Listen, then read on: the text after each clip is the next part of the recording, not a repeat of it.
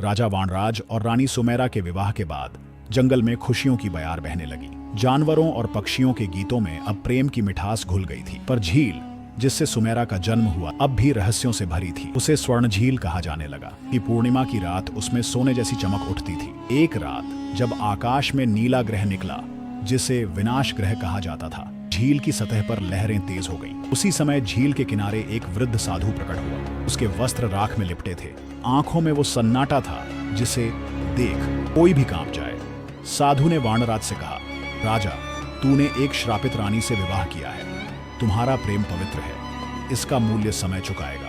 वानराज घबराया नहीं, बोला, हमारा प्रेम सच्चा है तो कोई श्राप हमारा कुछ नहीं बिगाड़ सकता। साधु हंसा, श्राप सिर्फ तब जागता है जब प्रेम में अहंकार आ जाए।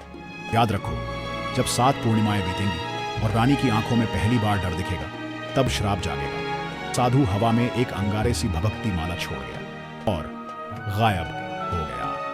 उस दिन के बाद से सुमेरा बेचैन रहने लगी। पूर्णिमा की रात वो झील की ओर खींचती चली जाती, जैसे कोई अदृश्य डोरी उसे बुला रही हो।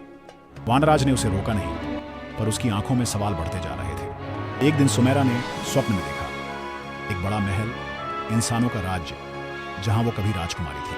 वहां एक शैतानी चेहरा, वो कह रहा था, मैं लौटूंगा और तुझे भी साथ ले जाऊंगा। उसने यह स्वप्न वानराज से छिपा लिया, लेकिन झील, साधु की माला और यह स्वप्न एक भयावह रहस्य के संकेत थे।